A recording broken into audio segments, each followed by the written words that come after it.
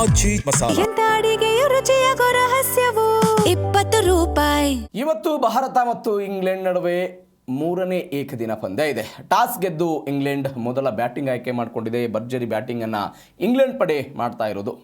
ಯಾವುದೇ ವಿಕೆಟ್ ನಷ್ಟವಿಲ್ಲದೆ ಆವಾಗಲೇ 137 ರನ್ ಆಗಿತ್ತು. ಇದೀಗ 162ಕ್ಕೆ ಇಂಗ್ಲೆಂಡ್ ತಲುಪಿರೋದು. 24.5 ಓವರ್ಗಳಿಗೆ 162 ರನ್ಗಳನ್ನು ಇಂಗ್ಲೆಂಡ್ ಪಡೆ ಬೇರಿಸಿದೆ. ಬೆತ್ತಲ್ 79 ರನ್ ಗಳಿಸಿದ್ದಾರೆ.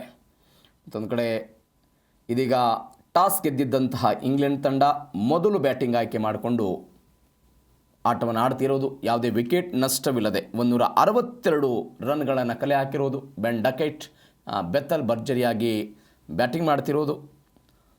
ಡಕೆಟ್ 72 ಬಾಲ್ಗೆ 64 ರನ್ ಗಳಿಸಿದರೆ 77 ಬಾಲ್ಗೆ 79 ರನ್ನನ್ನು ಬೆತ್ತಲ್ ಅವರು ಗಳಿಸಿರೋದು. ಲಂಡನ್ನ ಐತಿಹಾಸಿಕ ಲಾರ್ಡ್ಸ್ ಮೈದಾನದಲ್ಲಿ ಈ ಪಂದ್ಯ ನಡೀತಾ ಇರೋದು. ಇದೀಗ ಈ ಸರಣಿಯಲ್ಲಿ ಉಭಯ ತಂಡಗಳು 1-1 ಸಮಬಲವನ್ನು ಸಾಧಿಸಿದೆ. ಹೀಗಾಗಿ ಇವತ್ತು ಗೆಲ್ಲುವಂತಹ ತಂಡ ಈ ಇಡೀ ಸರಣಿಯನ್ನು ತನ್ನದಾಗಿಸಿಕೊಳ್ಳುತ್ತೆ.